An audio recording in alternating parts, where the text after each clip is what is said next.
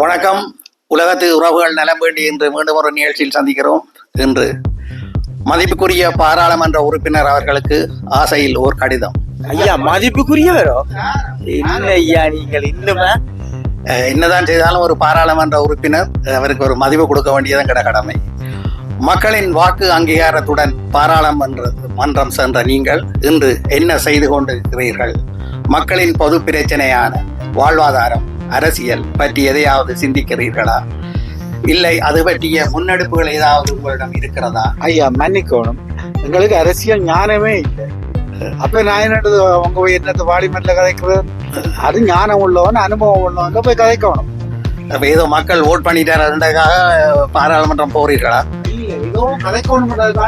நாங்கள் டாக்டர் ஐயா, doctor doctor doctor. நாங்கள் எது சொன்னாலும் சரிதான். வாய்க்கு ஒவ்வொரு வசனத்துக்கும் டாக்டர் டாக்டர் அல்ல வராங்க. நீங்கள் என்ன பேசுகிறீர்கள், என்ன சொல்லுகிறீர்கள் என்று உங்களுக்கு புரிகிறதா, தெரிகிறதா? இல்லை உங்கள் வாய்க்கு வந்ததை எல்லாம் பேசுகிறீர்களா? இல்லை ஐயா, இதெல்லாம் ஸ்கெட்யூல் பிளான் பண்ணி வடிவேல் பகுதி மாதிரி பிளான் பண்ணி நடக்குது ஐயா. நீங்கள் யாரை பற்றி பேசுகிறீர்கள்? அவர்களுக்கு ஒரு மதிப்பு மரியாதை கொடுத்து பேச மாட்டீர்களா? எப்ப பார்த்தாலும் நீங்கள் அடுத்தவர்களை அவன் இவன் என்றே ஒருமையில் பேசுகிறீர்கள். அது மட்டுமா, அவன் விசரன், இவன் மடையன், அவர்களுக்கு ஒன்றும் தெரியாது, எனக்கு மட்டும்தான் எல்லாம் தெரியும் என்று சொல்ல வாரீர்களா? படித்தவன் மாதிரி கதைக்க இல்லை. அந்த பள்ளிக்கூடம் போகாதவன் கதைக்கும், அப்புறம் பாமர மக்கள் கதைக்கும். அப்படி நீ ஒரு கேம்பஸுக்கு போய் படிச்சு ஒரு டாக்டர் பட்டம் பெற்று, ஆனா ஒரு ஆமத்து சொல்ற அளவுக்கு வந்திருக்கேன். நீ படிச்சு தான் பட்டம் பெற்றீங்க. இந்த அந்த பேச்சுகள் நடைமுறைகள் தான் அந்த நிலைமையில இருக்கேன். எப்ப பார்த்தாலும் அடுத்தவர்களை மட்டம் தட்டியே குறை கூறியே பேசுகிறீர்கள். அதனால் நீங்கள் படித்தவர் என்பதை நிரூபிக்க வாரீர்களா? இல்லை இது எங்களுக்கு விளங்கவில்லை. அடுத்தவர்களை மதிப்பது, மரியாதையாக பேசுவது என்பது ஒரு அடிப்படை மனித நாகரிகம். இது கூட உங்களுக்கு தெரியாத போது நீங்கள் எப்படி படித்து இப்படி அரசியல் செய்ய என்று வந்தீர்களோ தெரியவில்லை. எப்படி இந்த தமிழ் மக்களின் தலைவிதியை மாற்ற போறீர்களோ என்று அவர்களே குமுறுகிறார்கள். அதுவும் ஒரு இலங்கை தமிழராக, இலங்கை தமிழர் இருந்தாலே ஒரு குறும்பான மதிப்பு.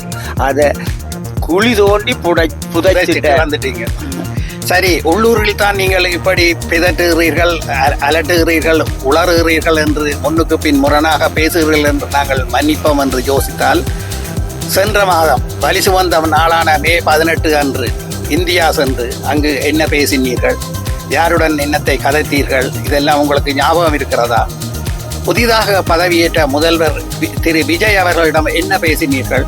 இது பற்றியும் தமிழ் உறவுகள் இன்னும் பெரிதாக பேச தொடங்கவில்லை. மக்களே, அந்த வீடியோவை கட்டாயம் நீங்கள் பார்க்க வேண்டும். அப்போதுதான் இவரின் நரித்தனம் உங்கள் எல்லோருக்கும் தெரிய வரும். முதல்வர் விஜய் அவர்களிடம் சென்று இவர் என்ன சொன்னார் தெரியுமா? நீங்கள் ஈழம் சம்பந்தமாக எந்தவித விஷயத்தையும் அவசரப்பட வேண்டாம். இப்போ அங்கு எந்த பிரச்சனையும் இல்லாமல் அங்கே மக்கள் அமைதியாக வாழ்கிறார்கள். எனவே இந்த விடயத்தை அமர இருந்து யோசிப்பதே நல்லது என்று முதல்வருக்கே அறிவுரை சொன்னார். அது யார் சொல்லிவிட்டு தெரியுமோ? அஜெண்டா இது.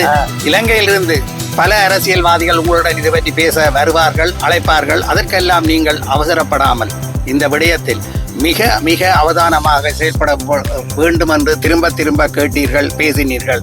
இது ஏன்? இதை எப்படி நீங்கள் பேசலாம்? உங்கள் உள்நோக்கம்தான் என்ன?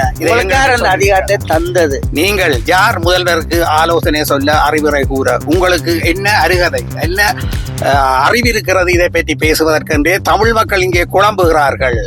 தமிழ் மக்களின் அரசியல் அபிலாசைகளை இப்படி முடக்குவதற்கு உங்களுக்கு யார் இந்த பவரை தந்தது? உங்கள் பாராளுமன்ற உறுப்பினர் பதவியையே உங்களால் ஒழுங்காக செய்ய முடியவில்லை என்று உங்கள் தொகுதி மக்களே குளறுகிறார்கள், வெறுப்படைகிறார்கள். இந்த லட்சணத்தில் ஒட்டுமொத்தமாக தமிழ் மக்களுக்கு அங்கு போய் முதல்வரிடம் ஆப்பு வைத்து விட்டு வந்துள்ளீர்கள். இதுதானா உங்கள் அரசியல் நிலைப்பாடு? தலைவர் ஆனா செய்வது முழுக்க அடாவடித்தனம். தமிழ் உறவுகளே, நீங்கள் தான் இதை கேட்கவும் வேண்டும். ஏன் இப்படி இவர் செய்தார் என்று உள்ளொன்று வைத்து புறமொன்று பேசும் இவரை இனியும் நாங்கள் விட்டு வைக்கலாமா? யோசியுங்கள். ஐயா, அப்ப சுட சொல்றீங்களா? அவரே துவக்க வச்சிருக்காரு, அவரை சுடையிலுமா? ஓகே, நீங்க சரியா பிள்ளையா கதைக்கிறீங்க. அவர் வருங்கால முதலமைச்சர், சரிதானே? அவர் யாழ்ப்பாண மாவட்டத்துக்கு அவர் தான் முதலமைச்சா வரப்போகுது. அதுக்காகத்தான் இந்தியாவில் போய் சைன் அப் பண்ணிட்டோம், சரிதானே? அப்ப நீங்க அவர் ஆக்களை பேசுறது தான் பார்லிமெண்ட் போனது. காசுலக்கையும், அதாவது எல்லாரையும் திட்டுறதுக்கு, பேசுறதுக்கு, பெரிய பெரிய ஆக்கள், வயதுக்கு மூத்தவர்கள் அப்படி என்ற ஒரு டாக்டர் பரம்பரை இல்லாம கண்ட பாட்டுக்கு கத்துறாள் அவர். சரிதானே? அப்ப அவரை தான் நீங்க முதலமைச்சராக்க போறீங்க எல்லாரும் சேர்த்து. பாருங்க, அது நடக்கும்.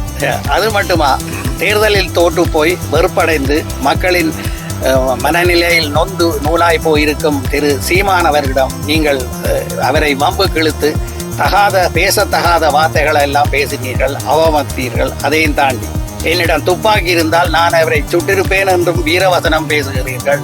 இவ்வளவுக்கு மூக்குத்தனமான சிந்தனை என்ன? அப்ப ஐயா சரி, இவர் இப்படி சுடப்போன்ற அங்கே இயக்கத்துடன் செய்திருக்கலாம். அதுதானே துவக்க வச்சு நல்லா நீங்க போயிருக்கலாம். நல்ல பேரும் எடுத்திருக்கலாம். சும்மா பொம்பளை எல்லாம் பார்த்துமா பச்சோந்தியோட பத்து நீ சுட்டல இருக்கணும் அங்க. நான் நினைக்கிறேன் அவர் தோசை தூரம் சொல்லி இருப்பேன். அதை லெப்டினன்ட் அந்த இந்த பதவியெல்லாம் கிடைச்சிருக்குமே. ஏதோ சீமானின் தம்பிமார்கள் மிகவும் பொறுமசாலிகள். அவர்கள் தங்கள் பொறுமையின் உச்சத்திலிருந்தே இப்படி உங்களை ஒன்றும் செய்யாமல் விட்டு வைத்தார்கள். தப்பினேன் பிழைத்தேன் என்று வந்து சேர்ந்து விட்டீர்கள். சீமானும் என்ன செய்வது? இந்த புலம்பெயர் தேசத்து மக்களுக்காகவே உங்களை மன்னித்து விட்டார் என்றே நாங்கள் நினைக்கிறோம். அது சரி, அப்படி என்ன கோபம் உங்களுக்கு எங்கள் சீமான் அண்ணாமே? இப்படி கொந்தளிக்கிறீர்களே. உங்களை போன்ற எவரும் இந்த புலம்பெயர் தேசத்து மக்களிடம் உரிமையாக உதவி கேட்பதுதானே உங்களுக்கு கோபம்? இல்லை அவருக்கு போகும் உதவிகளை தடை செய்து அதை முழுவதும் நீங்களே ஆட்டைய போடும் எண்ணத்தில் அப்படி கத்தினீர்கள், குளறினீர்கள்? கொஞ்சம் யோசித்து சொல்லுங்கள். அதுதான் உண்மை ஐயா. அல்லது டோட்டல் இன்கம் எடுக்கிறதுக்காக தான் டோட்டலா கணக்கு பெறப்படுறது. அல்லது உங்கள் புதிய அரசியல் நண்பர்களின் அஜெண்டாவின் படிதான் நீங்கள் செயல்படுகிறீர்களா? மனச்சாட்சியே இல்லாமல் இப்படி நடந்து கொள்கிறீர்களா? இல்லை அவர்கள் போட்டு தந்த பயண டிக்கெட்டுக்கு எதையாவது செய்ய வேண்டும் என்றா இப்படி செய்தீர்கள்? ஒரு இனத்தில் குழி தோண்டி புதைக்கும் எண்ணத்தில், அவர்களை புதைகுழியில் தள்ளும் எண்ணத்தில் தான் நீங்கள் சென்றீர்களா? உங்கள் மனச்சாட்சியை தொட்டு சொல்லுங்கள். நீங்கள் யார்? நீங்கள் நல்லவரா கெட்டவரா? எங்கள் தமிழ் மக்களின் அரசியலை பொறுத்தவரை காலத்துக்கு காலம் இப்படியான நம்பிக்கை துரோகங்கள், பச்சோந்திகள், தீட்டிய மரத்தில் கூர்பாப்பவர்கள் என்று பலரை நாங்கள் பார்த்திருக்கிறோம், சந்தித்தும் இருக்கிறோம். அதற்கு நீங்களும் எந்த விதத்தில் விதிவிலக்கில்லையோ மிஸ்டர்? தமிழ் மக்களின் அரசியல், தேசியம், எதிர்காலம் பற்றியெல்லாம் இப்போ உங்களுக்கு பேச எந்தவித உரிமையும் இல்லை என்றே மக்கள் சிந்திக்கிறார்கள். அப்படி இல்லைங்க. ஒவ்வொரு காலத்திலும் ஒவ்வொருத்தர் வந்துடுறாங்க தமிழனுக்கு எதிராக. ஒவ்வொரு காலத்திலும் என்ன, அந்த காலத்துல போராட துவங்கின காலத்துல இருந்து ஒவ்வொரு எட்டப்பன் கூட்டம் வந்து கொண்டே தான் இருக்கு. அவங்கள அதுக்கு மாதிரி மேனேஜ் பண்ணி கொண்டு தான் போறாங்களே. என்ன ஒவ்வொரு தான் வச்சு வந்துடுறாங்களே. ஏன்னா உலக நாடுன்னு காட்டுறது. அதான் மிஸ்டர், எப்பவுமே நீங்கள் ஒரு இனம் என்ற ரீதியில் சிந்திக்காமல் இனம் என்ற ரீதியில் செயல்பட தவறினீர்களோ அன்றே உங்கள் இனத்தை நீங்கள் குழி தோண்டி புதைக்கிறீர்கள் என்பதே எழுதப்படாத உண்மை. அதுதான் நிஜம். அதற்கு நீங்கள் இப்போ அத்திவாரம் போடுகிறீர்கள் என்றே மக்கள் யோசிக்கிறார்கள். என்ன ஆகும் என்றால் நீங்கள் உடனே துப்பாக்கியை தூக்குறீர்கள், அதுவும் பெண்களுக்கு தூக்குறீர்கள். பின்பு சீமானுக்கும் இதுதானா உங்களுக்கு மக்களிட்ட பணியே? நீங்கள் ஏன் இன்னும் செய்ய தொடங்கவில்லை என்று மக்கள் கேட்கின்றார்கள். மக்கள் பொறுமையாக இருக்கிறார்கள் என்பதற்காக இப்படி ஆட்டம் போட வேண்டாம். உங்கள் மனச்சாட்சிக்கு விரோதமாக செயல்படவும் வேண்டாம். உங்களை தெரிவு செய்த மக்களுக்கும் அவர்கள் கோவப்பட்டால் அடுத்த முறை நீங்கள் அம்போதான் என்பதை ஞாபகத்தில் கொள்ளுங்கள். உங்கள் முதல்வர் கனவு இனி பலிக்காது என்றே நாங்கள் நினைக்கின்றோம். அதுவே நடக்கவும் வேண்டும் என்று நாங்கள் விரும்புகிறோம். அதற்கு அது தெரியுமா தான் இதுலயே தங்கத்தில கொடுக்க போறாராம். ஆளை மாத்தினா என்ன, கொள்கை ஒன்றுதானே. நான் ஒரு பாராளுமன்ற உறுப்பினர் என்பதை தாண்டி நான் ஒரு சாதாரண மனிதன். சக மனிதர்களை மதிக்கவும் வேண்டும். அப்போதுதான் நீங்கள் என்ன சொல்ல வருகிறீர்கள் என்று மக்களும் காது கொடுத்து கேட்பார்கள். இதை விட்டு மக்களுக்கு எப்படி கேடு விளைவிக்கலாம் என்று தயவு செய்து நிற்காதீர்கள். இப்படிக்கு உங்களை நம்பி ஏமாந்த தமிழ் மக்கள். நன்றி. மீண்டும் நல்ல ஒரு நிகழ்ச்சியில் சந்திப்போம். நன்றி, வணக்கம். உங்களுக்கு இந்த வீடியோ பிடித்திருந்தால் லைக் பண்ணுங்க.